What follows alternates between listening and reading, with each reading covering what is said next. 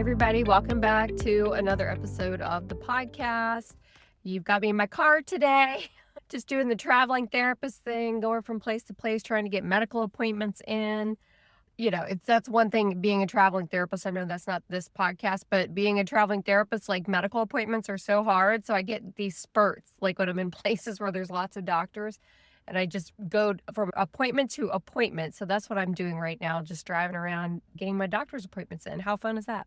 Anyway, I want to talk to you about something that I was working on this morning before I left the house, and that is the February module inside of the Clinical AI Club. I'm pretty excited about it. So if you've been sort of AI curious for a while, maybe you're new listening to this or new to AI, that kind of thing, you probably have been in ChatGPT a few times. You've played around with prompts. You've heard people maybe throw around names of other like large language models. That's what ChatGPT is, the large language model. There's other ones out there, and I get that question all the time. Which one do I use? Which one's the best one? That sort of thing. You might hear people talk about Claude, Gemini, Manus, but you still don't really feel like you have an idea of the right system or a real system for using these tools in your practice. And I get that question a lot. And actually, I did last month in the Clinical AI Club, and that's what really prompted me to do a deep dive into these. So for this episode, I want to talk a little bit about all of that and give you more information about each of these main LLMs. There's tons of them out there, but these are kind of the main ones that I think are probably the most relevant for therapists. And you'll talk to one therapist who is maybe using Claude, another one's like super into Gemini and the Google Workspace suite and all that. And then Manus, I use Manus for just about everything. That's pretty much replaced ChatGPT for me at this point. Anyway, so in the Clinical AI Club, I started that almost 4 years ago now, which I can't even believe, like right after ChatGPT came out. And there's a module in there. The first module is like ChatGPT for beginners, and there's like some just like basic stuff in there. And somebody in the club last month, when we had our live implementation session, she was like, "Are you going to update this?" She said it in a nice way, but I'm like, you're right. It's terrible. Like, it's so old. Like, I haven't even looked at it in a couple of years. So I need to update it. So that's why I'm redoing it. And I'm talking about these tools and just their developments in the last maybe couple of months. They're actually more like an ecosystem now, more than just like an LLM. So it used to be like ChatGPT. It was just a chat bot essentially that you would talk to. And all of these were Claude, Gemini. They've evolved big time. So I right now am doing a deep dive into all of the ecosystems, so to speak, so I can get a better understanding of them and then give them to the Clinical AI Club members to also then figure out, mainly which one is best for them to use, because it's like overwhelming, really. It's like, do I use Gemini? Do I use Claude? Do I use ChatGPT, Manus? Which one do I use? So in the club this month in February coming, it's going to be just like a deep dive into each one. And then I think I'm going to build out like an AI tool basically to help guide people through which one's the best one for them. But anyway, I wanted to talk a little bit about them over here too, so you guys could get a better understanding of each one. They have their own strengths, their own integrations, their own like sort of sweet spots for therapist workflows. So if you only understand really one of them, you're missing a lot of options to save time and make your practice more flexible with some of the other ones. So I want to talk about all of that. So it's almost more helpful to think of these as toolboxes, depending on what you're trying to do. So let's start with ChatGPT. It's evolved from a simple little chat box into a more of a hub of tools. All of them have, but you can use it for almost anything: drafting your notes, emails, policies, handouts, blog posts, captions, that sort of thing. Then there's custom GPTs that work like mini apps for specific things like SEO, copywriting, SOPs, and that sort of thing. It's gotten to a point where it plays nicely with other tools through integrations. For therapists, ChatGPT is often the easiest first entry into AI. It's the most popular one, I think, out there, and probably one that anybody listening to this has at least tried at this point. You can offload a ton of admin and marketing tasks to ChatGPT. You can create templates for documentation, progress notes without PHI, obviously in there. You could put in prompts for educational materials. You could standardize things in your practice, all of that. Intake scripts, FAQs, answers, cancellation policies, all of that. You could put it in. And then you're not rewriting the same emails over and over again or having to go back and revisit your policies because they're already in there and you could just kind of prompt it to update them or revamp them. ChatGPT is like a Swiss Army knife, kind of. It's like versatile, powerful, great as a default thinking partner for your practice. Okay, so that's sort of ChatGPT, and it's useful. I mean, I use it still almost every day for something, but Manus is replacing that for me. And then we have Claude. Claude has really leaned into being a deep thinking workspace. I don't use it a lot, but I know that people swear by Claude. Like that's their favorite LLM, especially for marketing and that sort of thing. And I feel like I probably should use it more, especially after this deep dive, because I've really been getting into Claude, just learning more about it. And it handles big documents. ChatGPT will too, but Claude's really good at that. Big chunks of text, it handles it very well. It's fantastic for nuanced, reflective writing and de-identified case materials. It can serve as more of a project brain than just a quick question and answer bot. And for therapists, Claude is really helpful when you want to summarize or rework long, de-identified supervision notes or training content, that sort of thing. Drafting psychoeducational materials, blog posts, it's all good for that. You can think of Claude as like a colleague who loves long form, in-depth thinking and helps you turn messy ideas into clear, structured content. Then there's Gemini. If you live in the Google Workspace, which I do have an account, but I haven't dug into it enough. I really want to find a Google Workspace expert to come do a presentation in the club. I'm working on that, thinking about that. But for this month's content, I'm just going to do a deep dive into the workspace and give a lot of information about it, how you can use it. It'll do things. Gemini will do things like talk to your docs, your sheets, your slides, your Gmail. And there's like a, HIPAA compliant version that you can have inside of the Google Workspace. A lot of people are using the Google Workspace as their like EHR. And now Gemini is integrated into all of that. Gemini is like their chat bot. So you can have Gemini running while you're looking at your sheets or answering emails, that sort of thing. And if you have the HIPAA compliant BAA, you can do all of that and not have to worry about PHI and that sort of thing.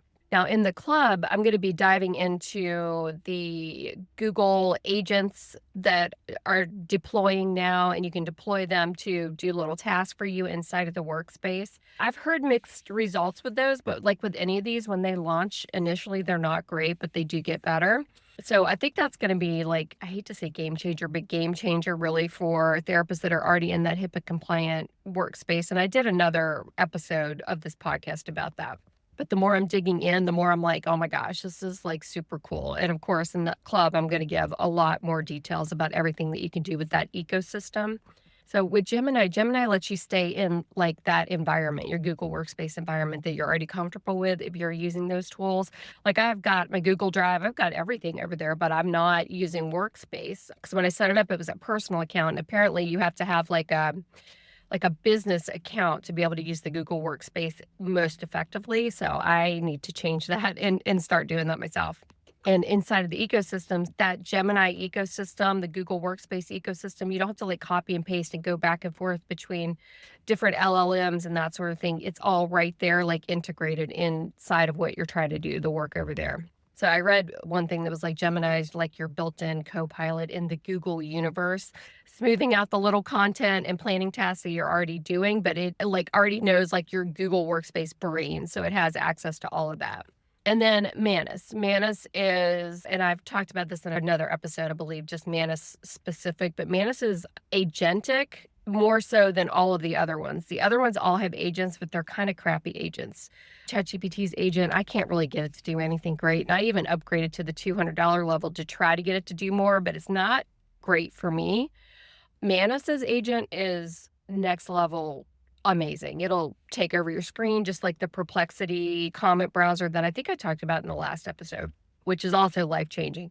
But Manus can do everything, and that's why it's really replacing ChatGPT for me. And as a therapist, I highly recommend that you guys go check this out for like marketing, social media, content writing, helping you with your non-client emails, slides, presentations, all of that.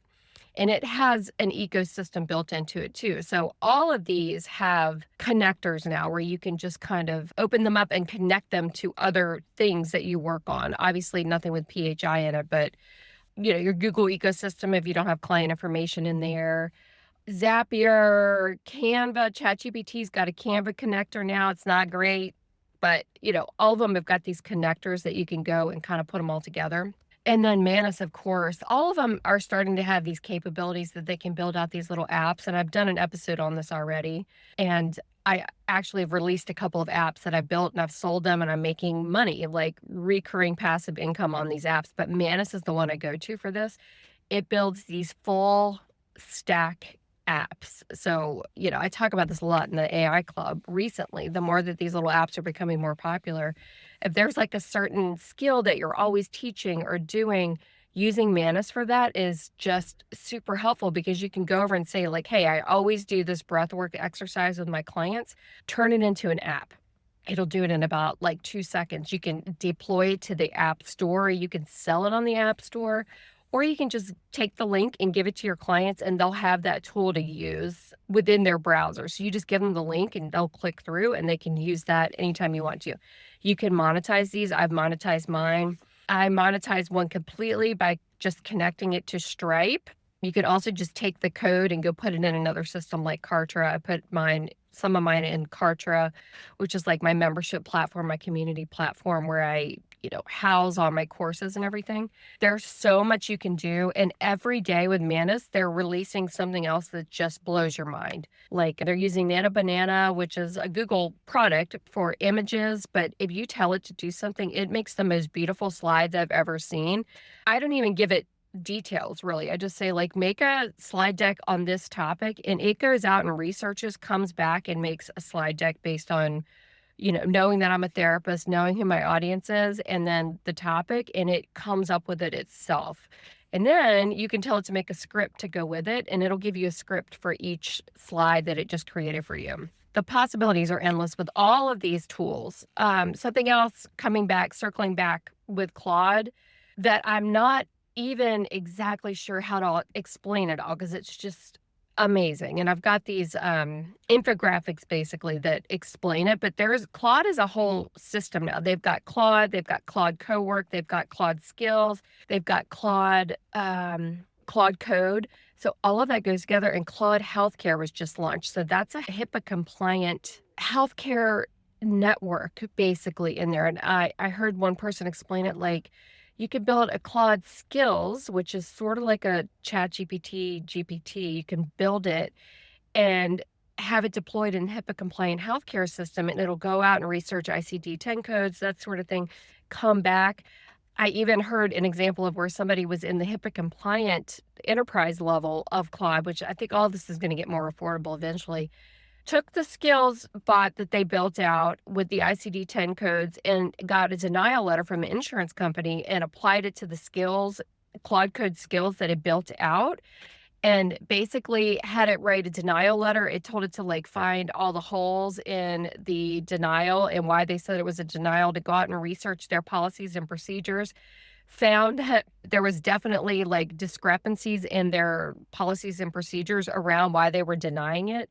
Said that it was something that the person could take them to court for and show the discrepancies and probably win. And that would probably cost, the healthcare company a ton of money to do that. Instead, they should just not deny it and pay the claim. And they did all of that with Claude Code, Claude Skills, and even had to draft the letter like a lawyer would. So, I'm not sure if I'm explaining it very well, but that is definitely something that's going on with that whole Claude ecosystem, which I'm still exploring myself and hope to have a very good explanation inside of the Clinical AI Club. For those of you listening that are in there, you're going to get a much better explanation of that.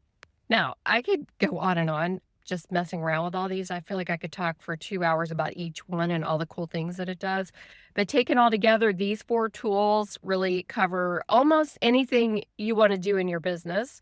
I know HIPAA is a huge thing, but that Google Workspace HIPAA compliant option really fills that need right there. So you can go in and do a lot with that just by having the BAA, the HIPAA compliant BAA for the Google Workspace. The rest of this can help with the rest of your business in lots of very creative ways.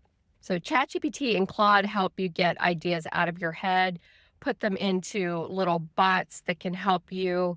You train them specifically on what's going on and what you want them to be experts in, and you can use them for that. And then Gemini AI brings your existing Google workflows into a space where you can just kind of have a whole ecosystem that you're in and out of with the HIPAA compliance.